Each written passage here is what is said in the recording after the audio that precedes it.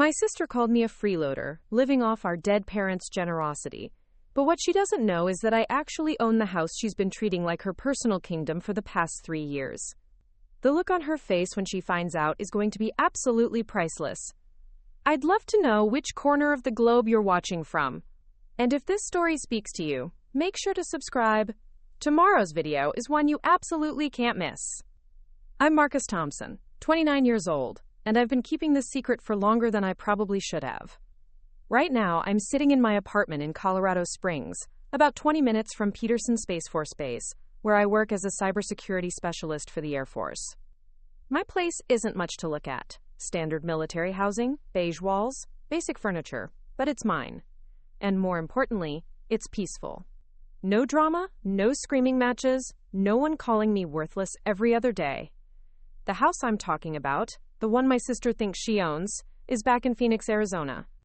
It's a beautiful 4-bedroom ranch-style home in Ahwatukee, worth about $650,000 in today's market. Swimming pool in the backyard, 3-car garage, mountain views from the master bedroom. My parents bought it back in 2015 when my dad got promoted to senior manager at the utility company and my mom was doing well with her real estate business. But here's the thing nobody knows, not even my sister Brooklyn. That house has been legally mine since our parents died in that car accident 2.5 years ago. Through something called a military beneficiary trust that my parents set up specifically for me when I enlisted 6 years ago. The paperwork is sitting in a filing cabinet right here in my bedroom, along with the deed, insurance policies, and about 15 other documents that would blow Brooklyn's mind if she ever saw them. Every month for the past 3 years, Brooklyn has been posting on social media about her house and how she's working so hard to maintain the family property. She's been throwing parties, redecorating rooms, even had the audacity to paint over the mural our mom spent weeks working on in the dining room. She's been living there rent-free, utilities included, acting like she inherited everything because she stayed in Phoenix while I abandoned the family to join the military. The irony is thick enough to cut with a knife. She calls me a freeloader, but I'm the one who's been quietly paying the property taxes, the homeowner's insurance, and even the HOA fees for the past 2.5 years. Every month, $3,200 comes out of my account to keep that house running, and Brooklyn has no clue. She thinks the payments are automatically coming from some life insurance policy or estate account. My phone buzzes with another text from her. Marcus, you need to start contributing to the household expenses. I can't keep carrying everything on my own. Some of us actually have responsibilities, instead of playing soldier boy in Colorado. Playing soldier boy. That's what she calls my 6 years of military service, including a deployment to Qatar where I spent 14 months away from everything familiar, working 16-hour days to keep communication networks secure for operations I can't even talk about. But to Brooklyn, it's just playing around, avoiding real responsibility. The truth is, I could end this whole charade tomorrow. I could send her the trust documents, show her the deed with my name on it, prove that I've been the legal owner all along. But there's something satisfying about watching her dig herself deeper into this hole of entitlement and disrespect. Every text message, every social media post, every time she brags to our cousins about how she's keeping the family legacy alive while I'm off being irresponsible, it's all just more evidence of who she really is. Brooklyn is 31, 2 years older than me, and she's never held a steady job for more than 8 months. Right now, she's doing some kind of freelance graphic design work, making maybe $30,000 a year on a good year. She drives our mom's old Mercedes SUV like she owns it, tells people she's a creative entrepreneur, and spends most of her time at yoga classes and coffee shops in Scottsdale, networking with other wannabe influencers and lifestyle coaches. Meanwhile, I've been building a real career. After 6 years in the Air Force, I'm making $95,000 a year. I've got full benefits, a security clearance that opens doors everywhere, and I'm 2 classes away from finishing my master's degree in cybersecurity management. The Air Force is paying for the degree, by the way, but according to Brooklyn, I'm the one who needs to grow up and take responsibility. The military trust was our dad's idea. He served 4 years in the Army back in the 80s, before he met our mom, and he understood something about military service that Brooklyn never will. He knew that when you're deployed, when you're moving every few years, when you're dedicated to serving your country, you need stability waiting for you at home. You need to know that someone has your back, that your family understands the sacrifice you're making. So when I enlisted in 2018, Dad set up this trust, specifically designed for military families. If anything happened to him and Mom, the house would go to me, not because I was the favorite, but because I was the one who chose a path of service. The one who might need a place to come home to after years of deployments and temporary duty assignments. The one who understood the value of stability and wouldn't take it for granted. Brooklyn never knew about the trust because, frankly, our parents didn't trust her with that kind of information. They loved her, but they weren't blind. They saw how she handled money, how she treated responsibilities, how she had a pattern of expecting other people to solve her problems. Dad used to joke that Brooklyn could mess up a free lunch, and honestly, he wasn't wrong. When our parents died in that accident, a drunk driver ran a red light and hit them head-on while they were coming home from their anniversary dinner. Everything changed in ways Brooklyn still doesn't understand. She was so focused on the immediate grief, the funeral arrangements, the social media sympathy posts, that she never looked closely at the legal paperwork. She just assumed that since she was living in the house at the time, it was naturally hers now. I was stationed at Ramstein Air Base in Germany when I got the call. It was 3 a.m. local time, and I was getting ready for my shift when my phone rang with a number I didn't recognize. The voice on the other end was a police officer from Phoenix, and the words he said changed everything. "Sir, I'm sorry to inform you that your parents were involved in a fatal traffic collision earlier this evening." I flew back for the funeral, took 2 weeks of emergency leave to handle the immediate aftermath, and then I had to return to Germany to finish my assignment. Brooklyn stayed in Phoenix, in the house, surrounded by all their belongings, getting daily sympathy visits from neighbors and family friends. She got to grieve, surrounded by familiar things, while I was dealing with the loss 6,000 miles away, in a foreign country, trying to focus on my job while my whole world felt like it was falling apart. That's when the resentment started building between us. Brooklyn saw my return to Germany as abandonment, like I was choosing the military over family during our time of greatest need. What she didn't understand was that I didn't have a choice. I had commitments, responsibilities, a mission that couldn't wait for my personal grief. But in her mind, I was running away while she was left to deal with everything alone. Except she wasn't dealing with everything. The trust was handling the legal and financial aspects automatically. The house payments, the utilities, the insurance, all of it was being managed by the trust administrator, a law firm in Phoenix that our dad had worked with for years. Brooklyn just had to live there and take care of the day-to-day maintenance. But even that was apparently too much responsibility for her to handle gracefully. When I finally got back to the States and was assigned to Peterson Space Force Base 8 months later, I thought we might be able to rebuild our relationship. I figured the grief and distance had created artificial tension between us, and that with time and effort, we could get back to being the siblings we used to be. I was wrong. The first time I came back to Phoenix to visit, Brooklyn had already redecorated the living room, gotten rid of most of Dad's books, and turned his home office into some kind of meditation room with crystals and essential oil diffusers. She gave me a tour like she was showing off her own place, talking about her vision for the space, and how she was honoring their memory by making it a place of healing and positive energy. I bit my tongue. I figured she was still processing the grief in her own way, and maybe having some control over the environment was helping her cope. But then she started talking about money, about how expensive it was to maintain her inheritance, and how I needed to start contributing since I was finally making decent money in the military. That's when I realized she had no idea about the trust, about the real ownership situation, about any of it. And instead of correcting her immediately, I made a decision that I'm still not sure was right or wrong. I decided to wait and see how far she would take this delusion. Growing up, Brooklyn and I weren't always at each other's throats. In fact, for most of our childhood, we were pretty close. She was the artistic one, always drawing or painting something, turning our garage into her personal art studio every summer. I was the tech kid, taking apart computers and rebuilding them, coding simple games on an old laptop Dad brought home from work. Our parents, David and Carol Thompson, were what you'd call middle-class strivers. Dad worked his way up from meter reader to senior operations manager at Arizona Public Service over the course of 20 years. Mom started selling real estate part-time when we were in elementary school, and eventually built up a decent client base in the East Valley. They weren't wealthy, but they were stable, and they believed in planning for the future. The problems with Brooklyn started around her junior year of high school.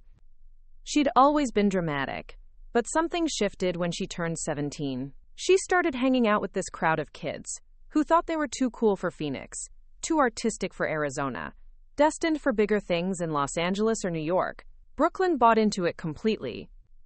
She stopped doing homework, started skipping classes to hang out at coffee shops in downtown Phoenix, talking about how public school was stifling her creativity. Her grades tanked from A's and B's to D's and F's. When our parents tried to intervene, she'd throw these massive tantrums about how they didn't understand her artistic vision, how they were trying to turn her into another suburban robot. I remember one particular fight when I was 15 and Brooklyn was 17.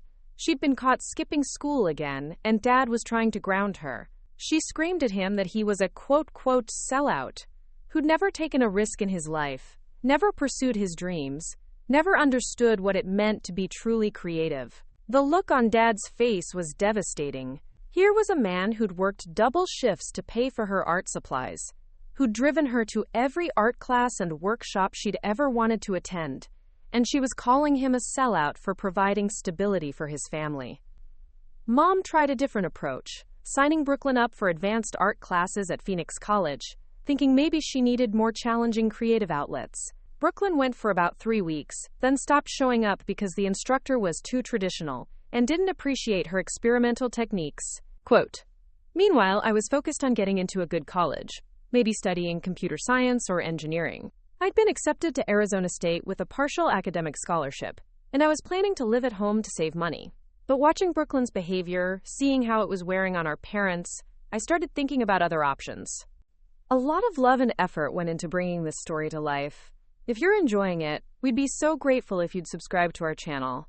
Now, back to where we left off. The turning point came during my senior year of high school.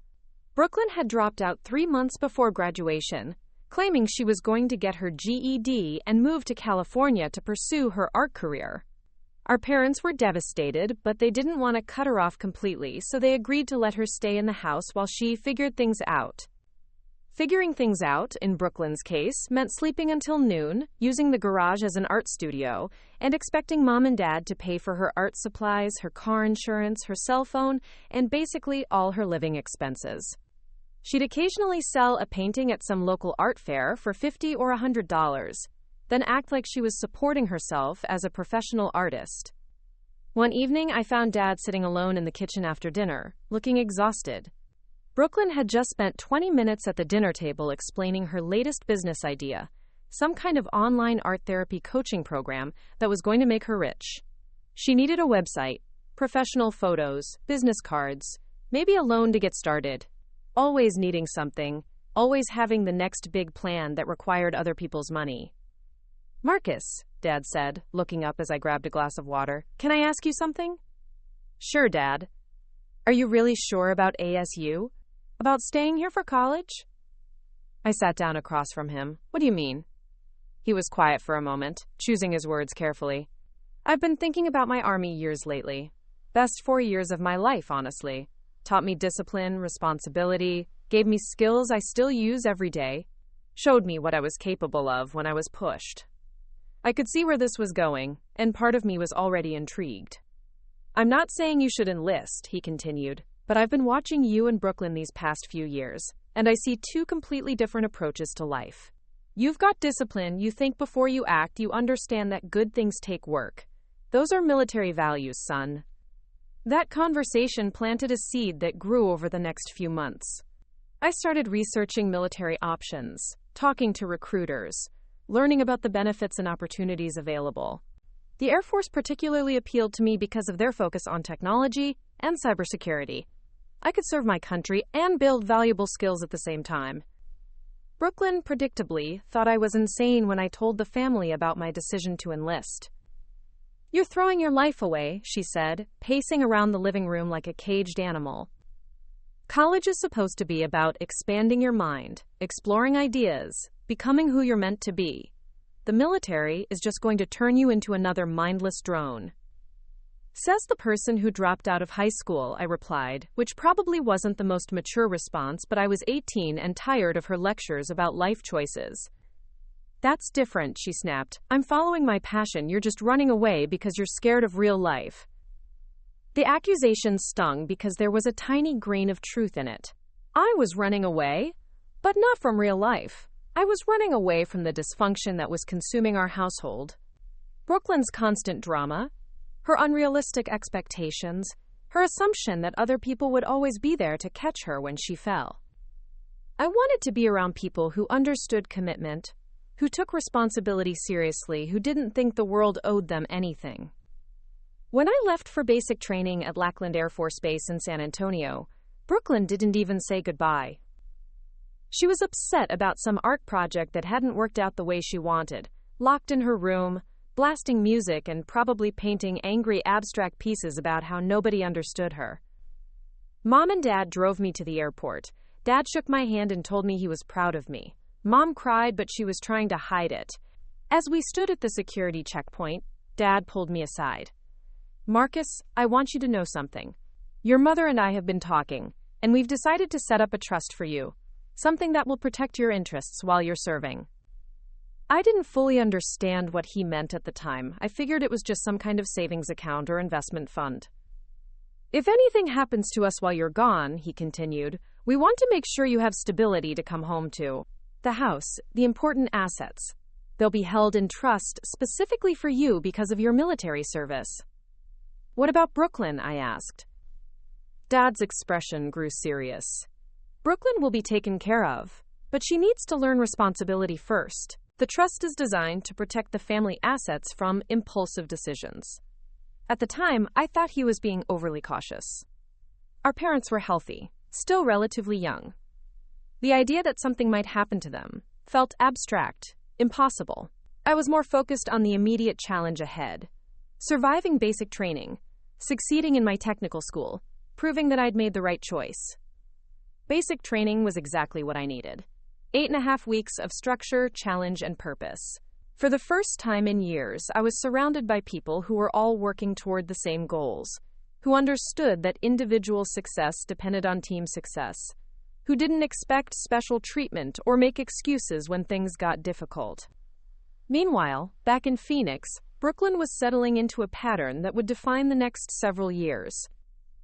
She'd wake up late, work on her art projects in the garage, occasionally pick up temporary jobs that she'd quit after a few weeks because the boss didn't appreciate her creativity, or the work environment was too corporate, or her coworkers were too negative. Mom would call me during technical school at Keesler Air Force Base in Mississippi, updating me on Brooklyn's latest adventures. She'd joined a local artists collective that met at coffee shops to discuss their work and plan gallery showings that never seemed to materialize. She'd started an Etsy shop selling handmade jewelry that brought in maybe $20 a month. She'd begun dating a musician named Tyler, who lived in his van and busked on street corners in Tempe. She's trying, Mom would say, always defending Brooklyn's choices. She just needs time to find her path. But even through the phone, I could hear the strain in Mom's voice. Brooklyn wasn't just trying to find her path. She was expecting our parents to fund her journey indefinitely while she figured things out.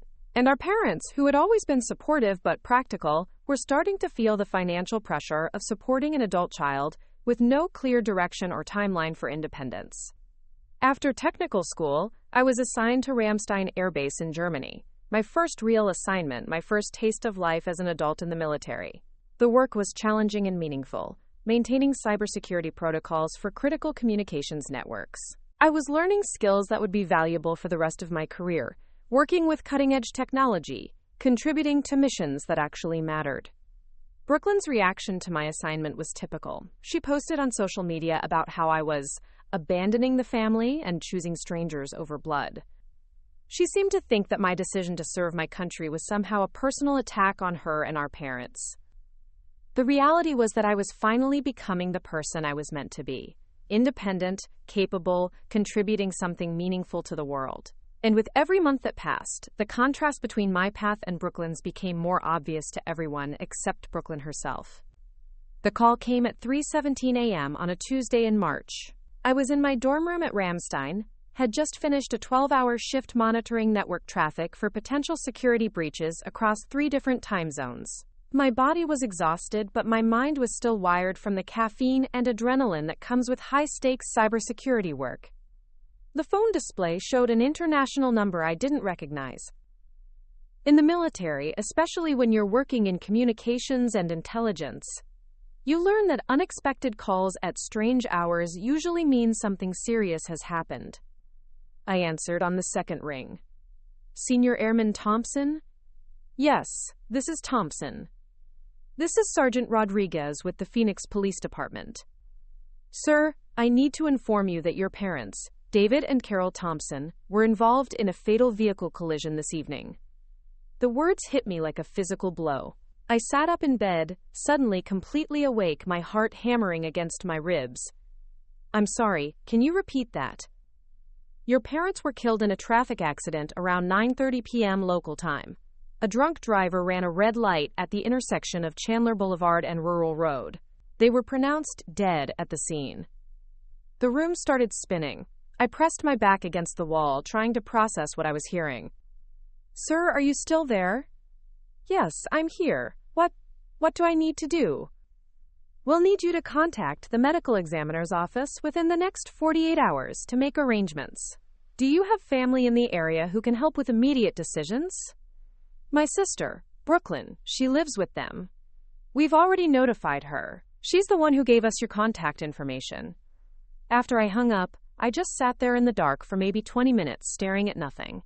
David and Carol Thompson, the 2 people who had supported every decision I'd ever made, who had encouraged me to join the Air Force even when it meant being thousands of miles away from home, were gone. Just like that. One drunk driver, one split second of stupidity, and my entire foundation had disappeared. I called my first sergeant, explained the situation, and within 4 hours I was on emergency leave, catching the first available flight back to the States. The journey from Germany to Phoenix took 18 hours with layovers, 18 hours of sitting in airport terminals and airplane seats, replaying every conversation I'd had with my parents over the past year, thinking about all the things I'd never get to say to them. Brooklyn picked me up at Sky Harbor Airport. I hadn't seen her in almost 2 years, and she looked different. Thinner, with dark circles under her eyes, wearing an oversized black sweater and jeans that looked like she'd been sleeping in them. We hugged awkwardly at baggage claim, and she started crying immediately. I can't believe they're gone, she sobbed against my shoulder. I keep thinking I'm going to wake up and this will all be a nightmare. The drive home was surreal. Phoenix looked exactly the same, but everything felt foreign, like I was seeing it through someone else's eyes. Brooklyn talked nonstop during the 40-minute drive, filling me in on details I didn't want to hear. How she'd been waiting for them to come home from their anniversary dinner. How the police officers had come to the door at 10:30 p.m. How she'd had to identify the bodies at the hospital. I've been handling everything, she said, wiping her nose with a crumpled tissue. The funeral home, the obituary, calling all their friends and coworkers. I didn't know what else to do. When we pulled into the driveway of the house on Desert Vista Drive, I felt another wave of unreality wash over me. The house looked smaller than I remembered, and there were cars I didn't recognize parked on the street. Probably neighbors and family friends who had come to offer condolences. Inside, the house was full of people. Aunt Linda from Tucson, our cousin Jamie, several of Mom's real estate colleagues, neighbors from up and down the street, all of them offering hugs and casseroles and awkward condolences. Brooklyn moved through the crowd like a hostess, accepting sympathy, explaining funeral arrangements, playing the role of the grieving daughter who was holding everything together. I felt like an outsider at my own parents' wake. People kept thanking me for my service, telling me how proud my parents had been, asking about life in Germany. But all I wanted was to be alone, to process what had happened without having to manage other people's emotions and expectations. That night, after everyone had finally left, Brooklyn and I sat in the living room, surrounded by flower arrangements and sympathy cards. The house felt enormous and empty without our parents' presence. So what happens now? I asked. Brooklyn looked at me like I'd asked a stupid question. What do you mean? I mean with everything. The house, their finances, the legal stuff. I've been living here for 3 years, she said, a defensive edge creeping into her voice. This is my home. I've been taking care of Mom and Dad, helping them with everything. I wanted to point out that helping them mostly meant living rent-free while they paid for her art supplies and car insurance. But it didn't seem like the right time for that conversation. I'm not trying to kick you out, Brooklyn. I'm just asking about the practical stuff. Did they have wills? Life insurance? Their lawyer is supposed to call us tomorrow, Mr. Hendricks from that firm downtown, but Marcus, I need you to understand something. She turned to face me, her expression serious. I've built my whole life around this house, around being here for them. I can't just abandon everything and start over somewhere else. I nodded, thinking she was talking about the emotional attachment, the memories, the difficulty of moving on after such a devastating loss. I didn't realize she was already mentally claiming ownership of everything. The meeting with Mr. Hendricks 2 days later was when everything became clear. We sat in his office in downtown Phoenix, a sterile conference room with floor-to-ceiling windows overlooking the city. Brooklyn clutched a notebook, where she'd written down questions about insurance policies and mortgage payments. First, let me express my condolences, Mr. Hendricks began. Your parents were wonderful people, and they were very thoughtful about their estate planning. He opened a thick folder and pulled out several documents. The house, vehicles, and primary assets are held in a military beneficiary trust established specifically for Marcus due to his active duty status. Brooklyn's pen stopped moving across her notebook. I'm sorry, what? Your parents created this trust when Marcus enlisted, designed to provide stability for military families. In the event of their deaths, Marcus becomes the primary beneficiary and trustee. I felt my stomach drop. I remembered Dad mentioning something about a trust, but I hadn't understood the full implications. Brooklyn's face had gone pale. What about me? I've been living here, taking care of everything. You're named as a secondary beneficiary with the right to remain in the home, but Marcus has full legal authority over all trust assets. The silence in that room was deafening. Brooklyn stared at the documents like they were written in a foreign language. This can't be right, she said finally. I'm the one who stayed. I'm the one who was here for them. Marcus has been gone for years. Mr. Hendricks cleared his throat diplomatically. Your parents were very clear about their intentions. They wanted to ensure that Marcus had a stable foundation to return to after his military service, and they structured the trust to protect the assets from any potential financial instability. Brooklyn's notebook slipped from her hands and fell to the floor. Financial instability? What's that supposed to mean? I could see where this was heading, and I made a decision that I would question for the next 2 years. Instead of asserting my legal rights immediately, instead of taking control of the situation like I probably should have, I tried to be diplomatic. Brooklyn, we don't have to figure everything out right now, I said. You can stay in the house, we'll work something out. She looked at me with a mixture of relief and suspicion. Really? We're family. We'll figure it out together. Mr. Hendricks spent the next hour explaining the details of the trust, the life insurance policies, the investment accounts. Everything was substantial. Dad's pension, Mom's real estate commissions, years of careful saving and planning. But it was all legally mine, held in trust until I decided what to do with it. After the meeting, Brooklyn was quiet during the drive home. I could see her processing, trying to understand how her assumptions about inheriting everything had been completely wrong. Marcus, she said as we pulled into the driveway, when you say we'll work something out, what exactly do you mean? I mean you can stay in the house while I finish my assignment in Germany. We don't need to make any major changes right now. What I didn't say was that I was still in shock. I hadn't expected to inherit everything. I'd assumed there would be some kind of split, that Brooklyn would get the house and I'd get other assets, or that we'd sell everything and divide the proceeds. The idea that our parents had deliberately structured everything to go to me, with Brooklyn essentially written out of the primary inheritance, was as surprising to me as it was to her.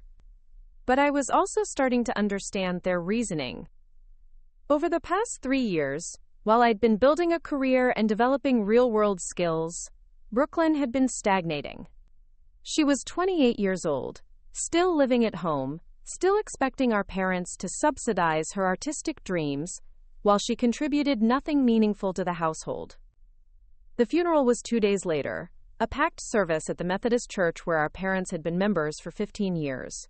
Brooklyn gave a beautiful eulogy about their love, their generosity, their devotion to family. I spoke about their work ethic, their integrity, their belief in serving something bigger than yourself. But even during the funeral, I could feel the shift in our relationship. Brooklyn was grieving, but she was also calculating, trying to figure out how to maintain her lifestyle now that our parents were gone. And I was beginning to realize that my attempt at diplomacy might have been a mistake. The day before I flew back to Germany, Brooklyn cornered me in the kitchen. "So how is this going to work exactly?" she asked. "With the house, with money, with everything?" "What do you mean?" "I mean, I have expenses. The utilities, the HOA fees, maintenance, groceries. I can't cover all of that in what I make from my art." And there it was. Not grief, not gratitude for being allowed to stay in the house rent-free, but an expectation that I would continue the financial support our parents had been providing. "We'll figure it out," I said again, but this time the words felt hollow. I flew back to Germany the next morning, leaving Brooklyn in the house with a promise to stay in touch, to work together on managing our parents' estate. What I didn't realize was that I was also leaving her with the impression that nothing had really changed, that she could continue living the same lifestyle she'd been living for the past 3 years. That decision to avoid immediate confrontation, to try to preserve family harmony during a time of grief, would turn out to be one of the biggest mistakes I'd ever made. The 18 months after my parents' funeral were the hardest of my military career, but also the most transformative. I threw myself into my work at Ramstein with an intensity that bordered on obsessive. 12-hour shifts became 14-hour shifts. I volunteered for additional training programs, cross-training opportunities, anything that would keep my mind occupied and advance my technical skills. My supervisor, Master Sergeant Patricia Williams, pulled me aside one day after I'd been working 16 straight days without a break. "Thompson, you're burning yourself out," she said, closing the door to her office. "I get it. I lost my father during my second deployment to Iraq. But destroying yourself isn't going to bring them back." She was right, but the work was the only thing that made sense anymore. Everything else felt unstable, uncertain. At least in the cybersecurity world, problems had solutions. Threats could be identified, neutralized, and prevented. Unlike family drama, which seemed to exist in a perpetual state of chaos that no amount of logic or planning could fix. Brooklyn called me every few weeks, usually when she needed something. The water heater was making strange noises and needed to be replaced. The air conditioning system required servicing. The pool pump had stopped working. Each call followed the same pattern. She'd explain the problem, mention how expensive the repair would be, and then wait for me to offer to pay for it. And I did pay for it, every single time. Not because I thought it was fair, but because I was 6,000 miles away and couldn't deal with the alternative. If I said no, Brooklyn would either let the problem get worse until it became a major disaster, or she'd find some way to guilt me about abandoning my responsibilities to the family home. The financial arrangement we never officially discussed was simple. I covered all the major expenses through automatic payments from my military pay. Property taxes, homeowners insurance, HOA fees, major repairs, utilities. Brooklyn was supposed to handle the day-to-day maintenance and contribute to household expenses from her art income. In theory, it was a reasonable temporary solution. In practice, Brooklyn's idea of contributing to household expenses meant buying groceries when she felt like cooking, and occasionally paying for pool cleaning service when she was planning to have friends over for a party. My promotion to staff sergeant came through 8 months after my parents died. Along with the promotion came additional responsibilities and a significant pay increase. I was now making $4,800 a month base pay, plus overseas pay, plus housing and food allowances. For a 23-year-old with minimal living expenses on a military base, it was more money than I'd ever imagined having. Brooklyn's reaction to my promotion was telling. Instead of congratulating me, her first comment was about how nice it must be to have so much extra money, while she was struggling to make ends meet as an artist. "It's not extra money," I explained during one of our monthly phone calls. "It's compensation for increased responsibility and technical expertise." "Same thing," she said dismissively. "The point is, you're doing fine while I'm barely surviving here." Barely surviving. That phrase started showing up in her conversations more and more frequently. Brooklyn was barely surviving in the 4-bedroom house with the swimming pool and 3-car garage, in one of the nicest neighborhoods in Ahwatukee, with all her major expenses paid by someone else. Meanwhile, I was actually learning what survival looked like. I'd completed advanced cybersecurity training, earned certifications in network security and digital forensics, and been selected for a specialized program in cyber warfare defense. My security clearance had been upgraded to top secret, opening doors to assignments and opportunities that most people my age never get to experience. But the real education was happening outside of work hours. I'd started taking college courses through the University of Maryland's European campus, using my military education benefits to work toward a bachelor's degree in information systems.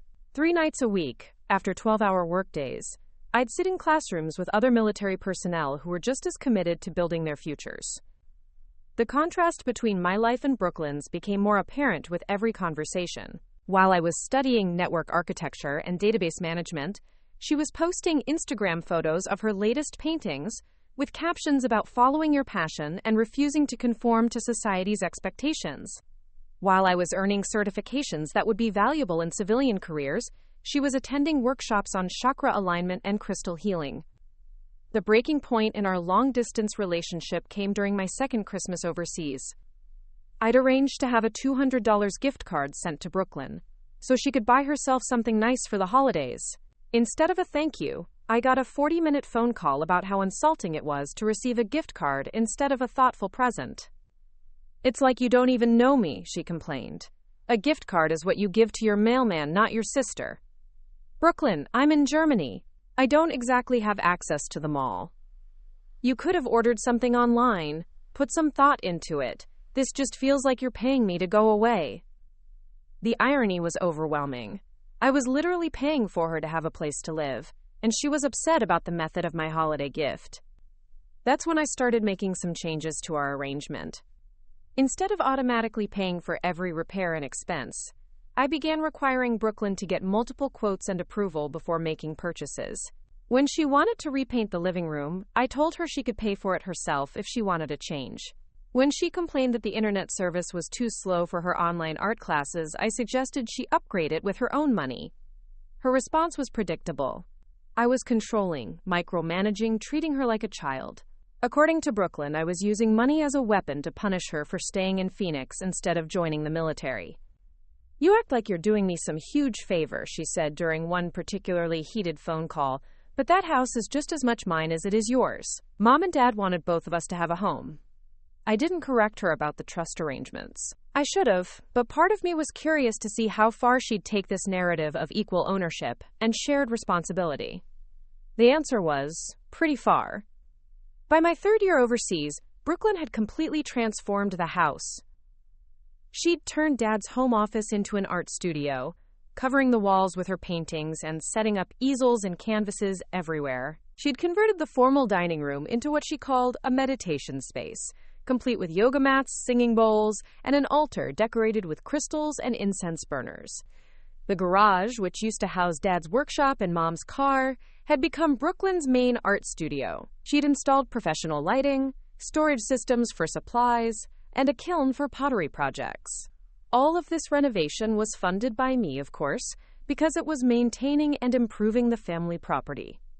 Her social media presence had evolved too. Brooklyn now presented herself as a successful artist and spiritual counselor, posting daily content about creativity, mindfulness, and authentic living. Her bio described her as an intuitive artist and life coach, helping others discover their true purpose. The disconnect between her online persona and reality was staggering. In her Instagram posts, she was a thriving creative entrepreneur, living in her beautiful Phoenix home, sharing wisdom about following your dreams and creating abundance. In our phone calls, she was constantly stressed about money, frustrated with her lack of recognition in the local art scene, and resentful that life wasn't working out the way she'd planned.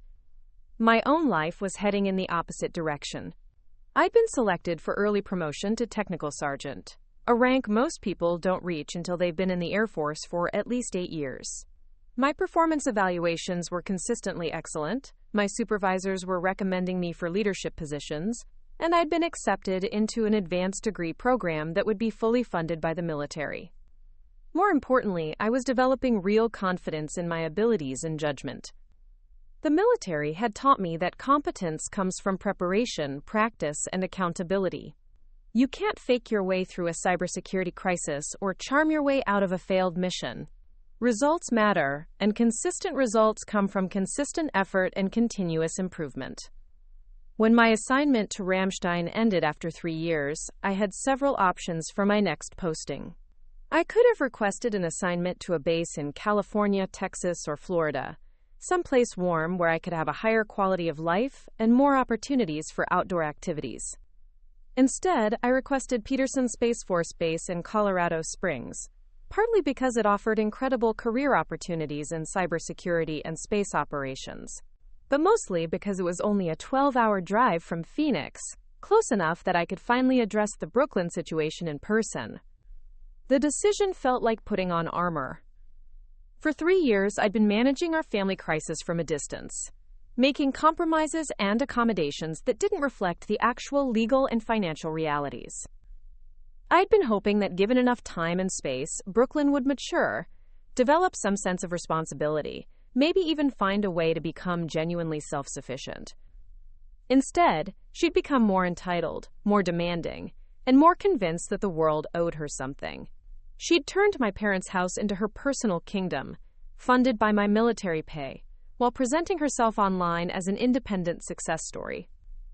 The drive from Germany to Colorado took me through several countries and across an ocean, but it felt like I was finally heading toward a confrontation I should have initiated 3 years earlier.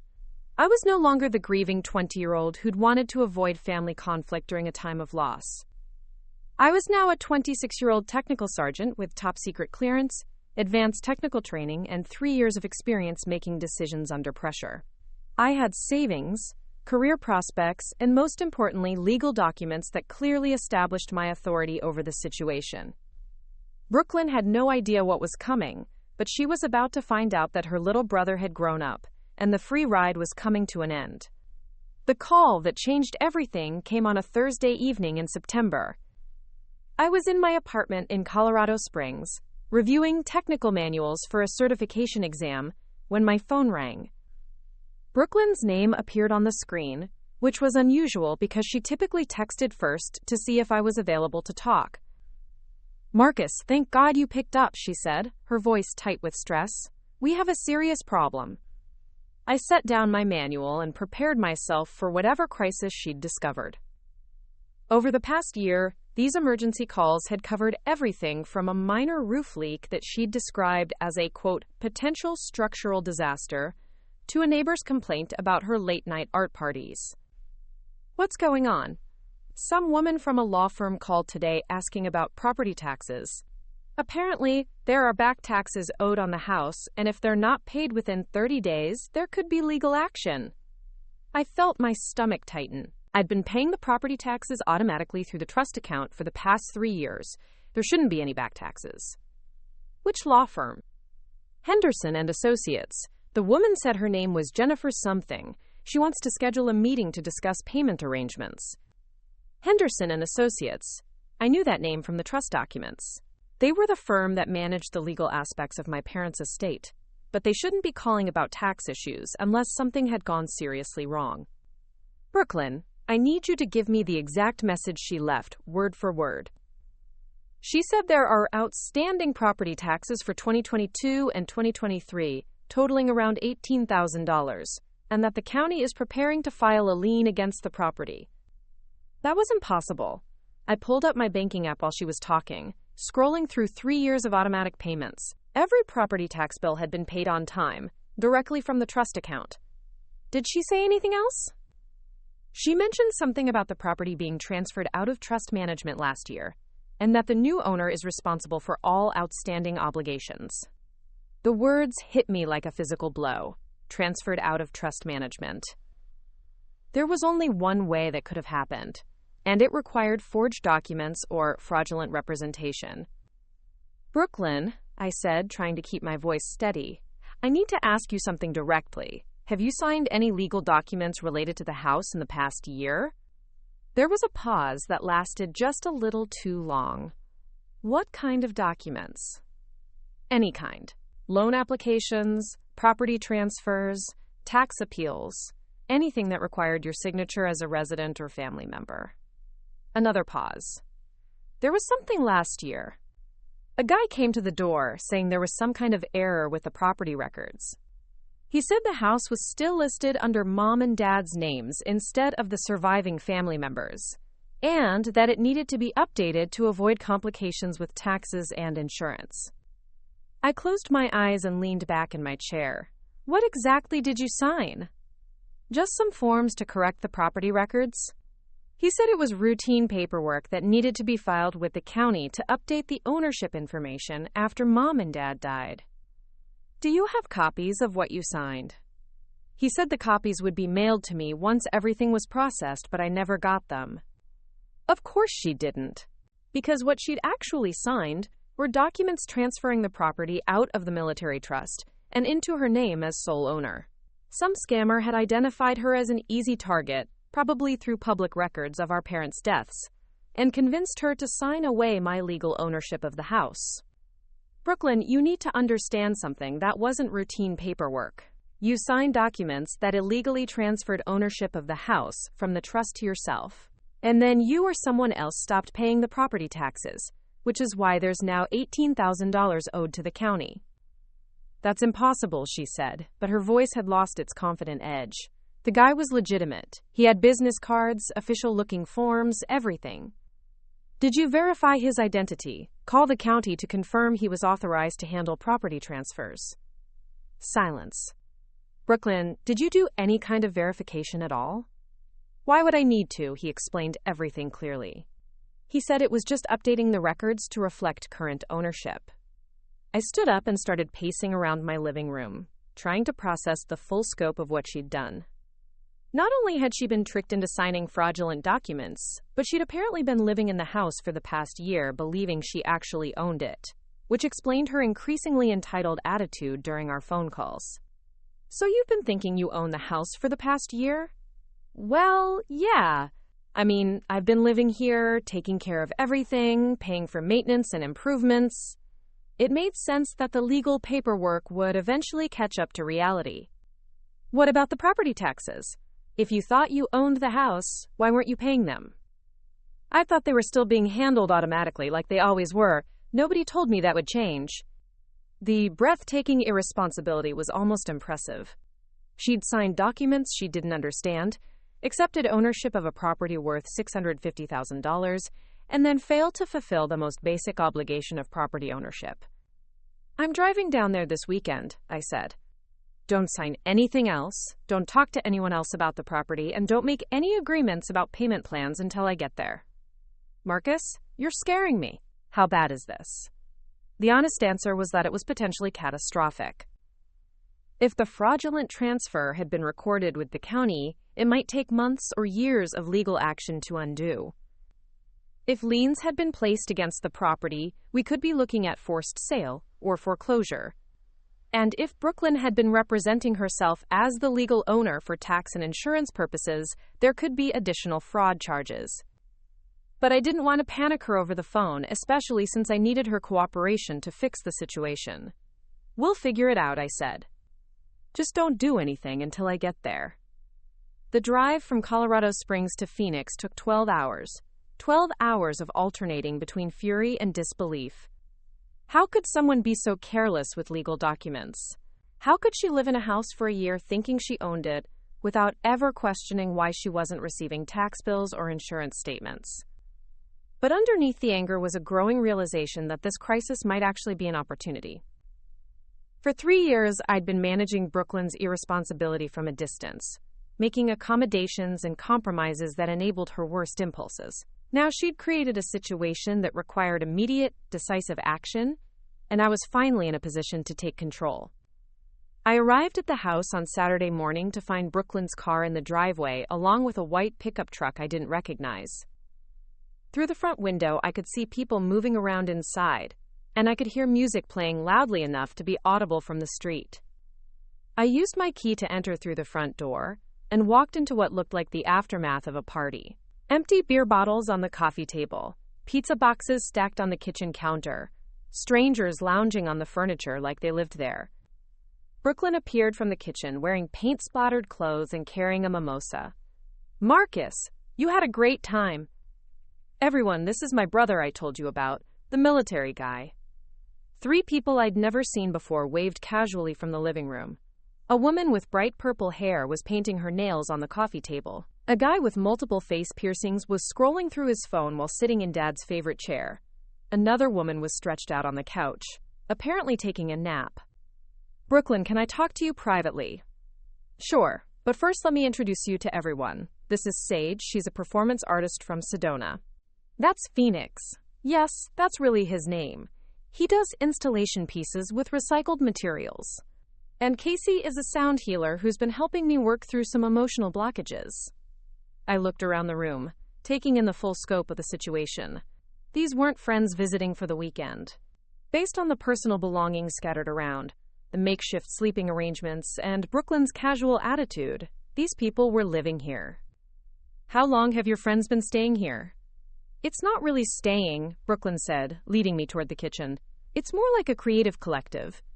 We're all artists supporting each other's work and sharing resources." Sage needed a place to land after her lease ended, Phoenix is between apartments, and Casey is transitioning out of a toxic living situation. So they're living here, rent-free, in the house that you think you own but actually don't, and that's now facing $18,000 in back taxes and potential foreclosure. Brooklyn's cheerful expression faltered. "When you put it like that, it sounds worse than it is." "How long has this been going on?" "A few months. But Marcus, they contribute to the household. Sage does all the grocery shopping, Phoenix has been helping me renovate the garage studio, and Casey leads these amazing meditation sessions that have totally transformed my spiritual practice." I walked through the house, cataloging the changes that had been made in the past year. The formal dining room had been converted into what looked like a communal workspace, with multiple easels, computer setups, and craft supplies covering every surface. The guest bedroom had been turned into a music studio, with keyboards, guitars, and recording equipment. Dad's workshop in the garage was now completely unrecognizable, painted in bright colors and filled with abstract sculptures made from what appeared to be scrap metal and recycled plastic. But the most shocking discovery was in my parents' bedroom.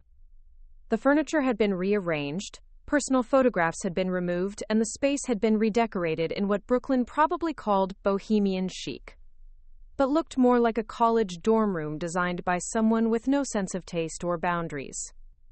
"You're sleeping in Mom and Dad's room?" Brooklyn crossed her arms defensively. "It's the master bedroom. It makes sense for me to use it since I'm the primary resident." "And you got rid of all their personal belongings?" Quote, "I donated most of their clothes and stuff to charity. I kept some jewelry and photos, but I couldn't live in a shrine forever, Marcus. I had to make the space my own."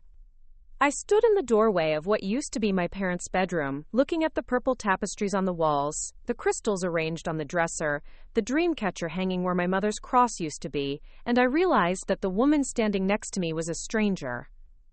This wasn't the sister I'd grown up with, the one who used to help me with art projects and share inside jokes about our parents' quirks. This was someone who had taken advantage of my absence, my grief, and my desire to avoid conflict to transform our family home into her personal commune, funded by my military pay and maintained through fraudulent property transfers.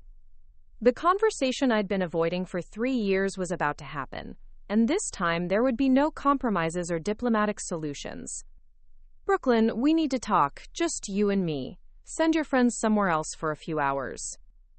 She looked at my expression and, for the first time since I'd arrived, seemed to understand that the situation had fundamentally changed. "Is this about the tax thing? Because we can work that out, right?" "This is about a lot more than taxes. This is about the fact that you've been living a lie for the past year, and it's time for some truth." It took 2 hours to get Brooklyn's artistic commune out of the house. Sage packed up her crystals and essential oils with dramatic sighs about negative energy disrupting the creative flow. Phoenix loaded his recycled metal sculptures into his truck while muttering about, quote, capitalist oppression. Casey gathered her sound bowls and meditation cushions, pausing to offer me a business card for her transformational healing services. Brooklyn stood in the driveway watching her friends leave, arms crossed, shooting me looks that could have melted steel. When the last car pulled away, she turned to face me with the full force of 3 years' worth of accumulated resentment. "I hope you're happy," she said. "You just destroyed the most positive living situation I've ever had." "We need to sit down and go through some documents," I replied, pulling a manila folder from my car. "There are things you need to understand about this house, about the trust, about what's been happening for the past 3 years." Quote, "We sat at the kitchen table, the same table where our parents used to help us with homework, where we'd eaten thousands of family dinners, where they told us about their anniversary plans on the night they died. I spread out copies of the trust documents, the original deed, the bank statements showing 3 years of automatic payments, and the correspondence with Henderson and Associates about the fraudulent property transfer." Brooklyn stared at the papers like they were written in ancient hieroglyphics. "What is all this?" "This is proof that I've been the legal owner of this house since Mom and Dad died. This trust document shows that everything was transferred to me as the primary military beneficiary. These bank statements show that I've been paying all the major expenses for 3 years. And this letter from the law firm explains that the documents you signed last year were fraudulent, designed to steal the property from the trust." I watched her face as reality sank in. The color drained from her cheeks, and her hands started shaking slightly as she picked up the trust document and tried to read through the legal language. "This can't be right," she whispered. "Mom and Dad wouldn't have left me out completely." "You weren't left out. You're named as a secondary beneficiary with the right to live in the house. But I have full legal control over all assets because I'm the one who chose military service, the one who needed stability to return to after deployments." Brooklyn pushed the papers away and stood up abruptly. "So what, you're here to kick me out? Throw me on the street like I'm some random tenant?" "I'm here because you've been calling me a freeloader while living in my house, rent-free, for 3 years. I'm here because you've been posting on social media about your success as an independent artist, while I've been paying for everything. And I'm here because you signed fraudulent documents that could have cost us both this property." She started pacing around the kitchen, running her hands through her hair. "I didn't know they were fraudulent. The guy seemed legitimate." "You didn't know, because you didn't bother to verify anything. You just signed whatever was put in front of you because it told you what you wanted to hear, that you owned this house. Well, what did you expect me to think? I've been living here, maintaining everything, making it a home. You've been in Colorado, totally disconnected from any of this." Quote, I pulled out my phone and showed her the banking app, scrolling through 3 years of payments. Property taxes, $6,200 annually. Homeowners insurance, $2,400 annually. HOA fees, $1,800 annually. Utilities, averaging $350 monthly. Major repairs and maintenance, $8,000 over 3 years. Disconnected? I've been paying $18,000 a year to maintain this house while you've been playing artist commune leader. You haven't contributed a single dollar to any major expense." Brooklyn stared at the phone screen, her mouth slightly open. I bought groceries. And I paid for some of the maintenance." "You bought groceries for yourself and your friends.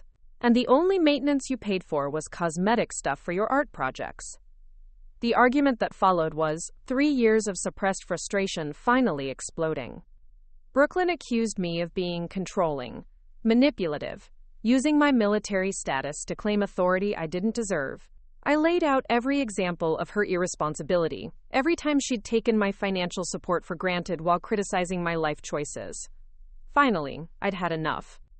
"Here's what's going to happen," I said, gathering up the documents. "I'm calling Henderson and Associates tomorrow morning to straighten out the fraudulent transfer and get the property back in trust management.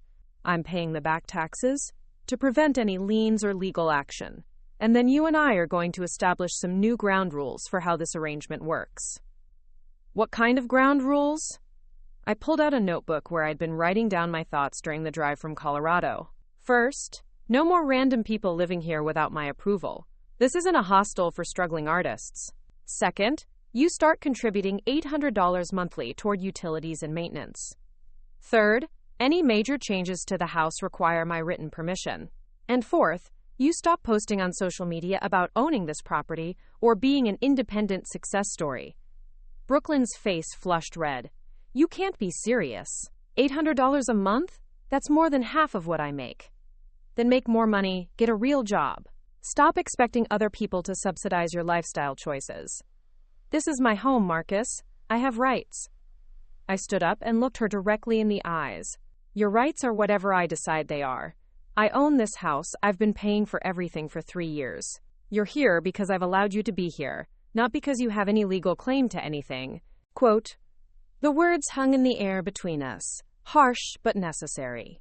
For the first time in our relationship, I was asserting the authority that the law and our parents' planning had given me.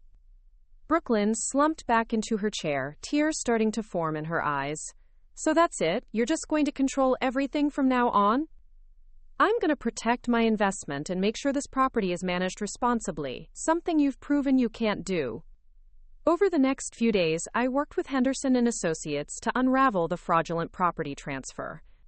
It turned out that the scammer, Kevin Morrison, had been running similar schemes across Phoenix, targeting recent heirs who were emotionally vulnerable and legally naive. Brooklyn wasn't his only victim, but she was one of the most cooperative ones. The law firm was able to void the fraudulent transfer and restore the property to trust management relatively quickly, but the back taxes still needed to be paid immediately to prevent county action. I wrote a check for $18,347, including penalties and interest, and established new automatic payment systems to prevent future issues. Brooklyn's reaction to the new ground rules was exactly what I expected. She spent the first week testing boundaries, bringing friends over at all hours, leaving messes for me to clean up, acting like the new arrangement was temporary and negotiable. I let her know it wasn't. When she failed to pay her first month's $800 contribution, I had the utilities temporarily disconnected until she came up with the money.